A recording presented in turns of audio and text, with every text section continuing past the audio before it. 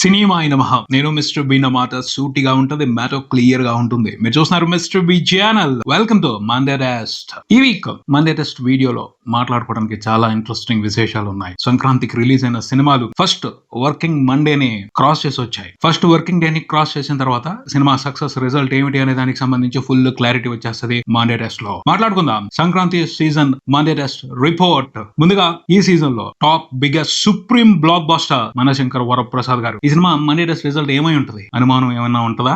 ఎవరు కూడా పొరపాటును కూడా అనుమానపడరు. ప్రీమియర్స్ కి వచ్చిన టాక్ తోనే సినిమా మండే టెస్ట్ లో పాస్ అయిపోయింది అని చాలా మంది డిసైడ్ అయిపోయారు. నేనైతే ఫిక్స్ అయిపోయాను. ఫస్ట్ రోజున ప్రభంజనం నడిచింది. అక్కడి నుంచి ఇప్పటి వరకు కూడా ఏమన్నా తగ్గిందా, ఎక్కడన్నా తగ్గిందా, ఎలా అన్నా తగ్గిందా? తగ్గడం అనే మాటకి అవకాశం ఆస్కారం ఇవ్వనే లేదు. 8వ రోజున కూడా ఫస్ట్ వర్కింగ్ డే రోజున కూడా జాతర నడిచింది. బ్రహ్మాండమైన రికార్డులు పడ్డాయి, విశేషాలు పడ్డాయి, వింతలు విడ్డూరాలు కూడా నడిచాయి. బాక్స్ ఆఫీస్ దగ్గర ఈ రకమైన జాతర ఉంటుందా? మాస్ జాతరే. ఒక ఏరియాలో మనశంకర్ వరప్రసాద్ గారు మూవీ చేస్తున్న మాస్ జాతర గురించి ఎంత చెప్పినా తక్కువే అవుతుంది. ఆ రేంజ్ లో కుమ్మవతలు పడేస్తున్నాడు మెగాస్టార్. ఆ ఏరియా గురించి మాట్లాడుకుందాం.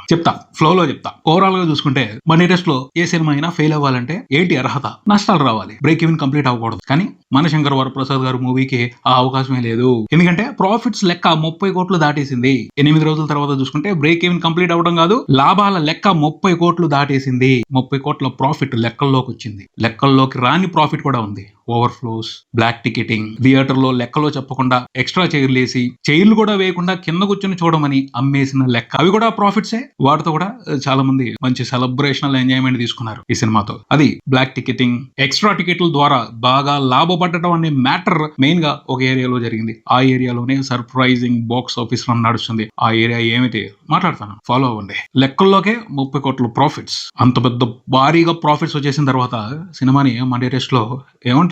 పాస్ అయిందనే అంటారు. మామూలుగా కాదు, వండర్ఫుల్ గా బీభత్సంగా పాస్ అయిపోయిందనే మాట్లాడతారు. ప్రాఫిట్ రన్ ఉంటది. ఇంకొక 30 కోట్లు కన్ఫర్మ్ గా వస్తాయి. ఆ పైన ఎంత వస్తాయి వెయిట్ చేసి చూడాలి. షేర్ చూసుకుంటే వరల్డ్ వైడ్ సినిమా 8 రోజుల్లో రిపోర్ట్ చేసింది 150 కోట్లకు పైన ఉంది. గ్రాస్ ట్రాకర్స్ లెక్క ప్రకారం 250, మూవీ టీం లెక్క ప్రకారం 300. షేర్ విషయానికి వస్తే 180 కోట్ల షేర్ అయితే కన్ఫర్మ్ పడుద్ది ఫుల్ రన్ లో సినిమాకి. ఆ తర్వాత ఎంత పడొచ్చు, ఎక్కడ ఆగొచ్చు? 200 కోట్ల షేర్ మార్క్ ని టచ్ చేస్తుందా? చేసిందంటే మాత్రం బీభత్సమైన రికార్డ్ అవుతుంది. ఆ రికార్డ్ కి అవకాశం లేదు అని చెప్పడానికి లేదు. ఎందుకంటే మండే సినిమా అంతా స్ట్రాంగ్ గా హోల్డ్ చేసింది 2 తెలుగు రాష్ట్రాల వరకు. ఓవర్సీస్ లో కూడా ఓవర్సీస్ లో సినిమా $3 మిలియన్ మార్క్ ని దాటేసింది. అమెరికా వరకు, అమెరికా సహా మిగతా దేశాలన్నింటిలో కలుపుకుని $4 మిలియన్ దాటేసాయి. అమెరికా వరకు సినిమా దగ్గరగా 18 కోట్ల వరకు షేర్ చూసింది. సినిమాకి ఓవర్సీస్ వరకు జరిగిన బిజినెస్ 12 కోట్లు. ఓవర్సీస్ నుంచి సినిమాతో లాభపడిన లెక్క 5 కోట్లు ఉంది. Next Nizam cinema business value 32 కోట్లు. ఇప్పటి వరకు చూసుకుంటే 38 కోట్లకు పైన షేర్ రిపోర్ట్ అయింది. 6 కోట్ల లెక్క ప్రాఫిట్ అక్కడ. ఇంకా ఉంటది, ఇంకా గట్టిగానే ఉంటది. ఒక 20 కోట్లు అయితే ఎక్స్పెక్ట్ చేస్తున్నారు. మెగాస్టార్ చిరంజీవి కెరియర్ లో నైజాం నుంచి సినిమా 50 కోట్ల షేర్ మార్క్ ని ఫస్ట్ టైం టచ్ చేస్తుందా? చేసే అవకాశం ఉందని అనిపిస్తుంది. మండే రోజున కనిపించిన హోల్డ్ చూస్తే. మండే రోజున నైజాం వరకు సినిమా కోటికి అటు ఇటుగా షేర్ రిపోర్ట్ చేసింది. 8వ రోజున తెలంగాణ మొత్తం మీద సినిమా రిపోర్ట్ చేసిన షేర్ కోటి ఉంటే, ఆంధ్రప్రదేశ్ లో ఒక ఏరియా నుంచే, సింగిల్ ఏరియా నుంచే సినిమా కోటికి పైన షేర్ రిపోర్ట్ చేసింది. అది విశేషం. అది కూడా నేను ముందు నుంచి చెప్తున్న ఏరియాలోనే. ఆ ఏరియా ఏ ఏరియా మాట్లాడతా, ఫ్లోలో ఫాలో అవ్వండి. సీడెడ్ లో బ్రేక్ ఈవెన్ కంప్లీట్ అయిపోయింది. అక్కడ ప్రాఫిట్ లెక్క 1 కోటి మాత్రమే ఉంది. రాబోయే రోజుల్లో ఆ లెక్క పెరుగుద్ది. గుంటూరులో ప్రాఫిట్ 2 కోట్లు ఉంది. ఇప్పటికీ రాబోయే రోజుల్లో పెరుగుద్ది. నెల్లూరులో కూడా 1 కోటి ప్రాఫిట్ ఉంది. కృష్ణా జిల్లాలో 2 కోట్లు ప్రాఫిట్ ఉంది. వెస్ట్ లో 1 కోటి పైన ప్రాఫిట్ ఉంది. ఉత్తరాంధ్రలో 2 కోట్లకు పైన ప్రాఫిట్ ఉంది. ఇప్పుడు వచ్చాం అసలు ఏరియాకి. అసలైన జాతర, మాస్ బీభత్సమైన సుప్రీం జాతర ఈస్ట్ గోదావరిలో జరుగుతుంది మనశంకర్ వరప్రసాద్ గారు మూవీకి సంబంధించి. 8వ రోజున కూడా వర్కింగ్ డే అయినప్పటికీ సినిమా అక్కడ 1 కోటికి పైన షేర్ పెట్టింది. తెలంగాణ మొత్తం మీద 1 కోటి షేర్ వస్తే ఒక్క ఈస్ట్ గోదావరి ఏరియా నుండే 8వ రోజున 1 కోటికి పైన షేర్ వచ్చింది. మామూలు విశేషం కాదు, ఇది బీభత్సమైన విశేషం. మనశంకర్ వరప్రసాద్ గారు మూవీని అక్కడ ఈస్ట్ గోదావరి ఏరియాలో వేరే లెవెల్లో రిసీవ్ చేసుకున్నారు. వేరే లెవెల్లో సినిమాకి ప్రాఫిట్స్ ఇస్తున్నారు. వేరే లెవెల్లో జాతర జరుగుతుంది. ఈస్ట్ గోదావరి ఏరియాలో ఓవర్ఫ్లోస్ అన్బిలీవబుల్ అనే చెప్ప. ఆ రేంజ్ లో ఆ సినిమాతో లాభపడిన వాళ్ళు ఉన్నారు. సూపర్ సెలబ్రేషన్స్ జరిగాయి సంక్రాంతి పండగకి సంబంధించి. ఈస్ట్ గోదావరి ఏరియా వరకు సినిమాతో బిజినెస్ లో ఇన్వాల్వ్ అయి ఉన్న వాళ్ళకి, ఆ సినిమాని ప్రదర్శించిన థియేటర్స్ లో వాళ్ళకి, ఆ థియేటర్స్ లో పనిచేసిన వాళ్ళకి బీభత్సమైన ప్రాఫిట్స్. అది ఆ రకంగా ఉంది జాతర. ఈ రకమైన ప్రాఫిట్స్ పంచుతున్నప్పుడు సినిమా మండే టెస్ట్ లో వేరే లెవెల్లోనే కదా పాస్ అయ్యేది. సో ఈ సంవత్సరం 2026 సంవత్సరానికి సంబంధించి first biggest wonderful block buster Manashankar Varaprasad Garu. Congratulations to team Manashankar Varaprasad Garu. తర్వాత చూసుకుంటే ఇంకో 2 సినిమాలు ఉన్నాయి, అవి కూడా ప్రాఫిట్స్ జాతర చేసుకుంటున్నాయి. నెక్స్ట్ ఫిలిం మనశంకర్ వరప్రసాద్ గారి తర్వాత అనగనగా ఒక రాజు. డిస్ట్రిబ్యూషన్ ప్లానింగ్ అదిరిపోయింది, సినిమాని ఆడియన్స్ కి బాగా దగ్గర చేశారు, మంచిగా థియేటర్స్ అందుబాటులో పెట్టారు, అది హెల్ప్ అయింది.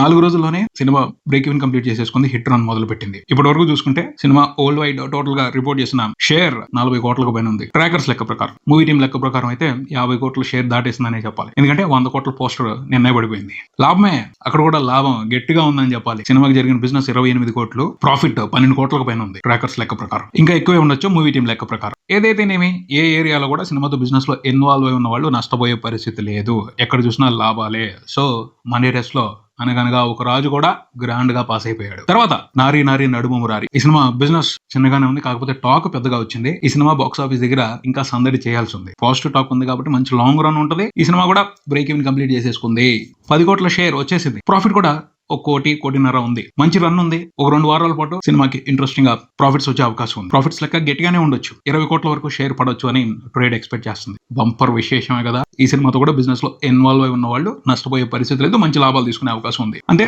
నారీ నారీ నడుము మురారి ఈ సినిమా కూడా మండే టెస్ట్ లో గ్రాండ్ గా పాస్ అయిపోయింది. ఇక అసలు సినిమాలు, మండే టెస్ట్ లో ఆ సినిమాల పరిస్థితి ఏమిటి మాట్లాడుకుందాం. ముందు మాస్ మహారాజా రవితేజ భర్త మహాశైలుకు విజ్ఞప్తి. ఏంటి ఈ సినిమా పరిస్థితి బాక్స్ ఆఫీస్ దగ్గర? సినిమా నిర్మాత మాత్రం ప్రెస్ మీట్ పెట్టి సినిమాతో బిజినెస్ లో ఇన్వాల్వ్ అయి ఉన్న వాళ్ళు ప్రాఫిట్స్ తీసుకున్నారు, బ్రేక్ ఈవెన్ కంప్లీట్ అయిపోయింది అని మాట్లాడుతున్నారు. పోతే ట్రేడ్ ఆ ఇన్ఫర్మేషన్ తో ఏకీభవించడం లేదు. వాళ్ళు లెక్కలు వాళ్ళు చెప్తున్నారు, వాళ్ళ లెక్కల ప్రకారం అయితే సినిమా బ్రేక్ ఈవెన్ కంప్లీట్ చేసుకోలేదు. కంప్లీట్ చేసుకోవడానికి ఇంకా 8 కోట్ల వరకు షేర్ వెనక్కి తెచ్చుకోవాలి. ఇప్పుడున్న పరిస్థితుల్లో తెచ్చుకుంటుందా అంటే తెచ్చుకోవచ్చు, అవకాశం ఉంది. ఎందుకంటే రాబోయే 2-3 వారాల పాటు మంచి సినిమాలు రిలీజ్ కి రావటం లేదు, సంక్రాంతి సినిమాలకే వదిలిపెట్టేశారు. సో భర్త మహాశైలు సినిమా మీద ఆడియన్స్ కి ఇంట్రెస్ట్ వచ్చి థియేటర్స్ కి రావడం మొదలు పెడితే ప్రాఫిట్స్ తీసుకోవచ్చు, ఎవరు ఆపలేరు, అవకాశం ఉంది. సో వేచి చూద్దాం, వేచి చూసి ఆ తర్వాత మండే టెస్ట్ రిజల్ట్ ఏమిటి భర్త మహాశైలు సినిమాకి సంబంధించి అనేది మాట్లాడుకుందాం. ప్రస్తుతం అయితే డేంజర్ పొజిషన్ లోనే ఉంది, ఏమో రోజులు కలిసి వచ్చి సినిమా బ్రేక్ ఈవెన్ కంప్లీట్ చేసుకుని సర్ప్రైజ్ హిట్ గా నిలవచ్చేమో చూద్దాం. తర్వాత rebel star Prabhas the Rajasaab movie ముందే మాట్లాడుకున్నాం. ఈ సీజన్ లో బ్యాడ్ లక్ ఫిలిం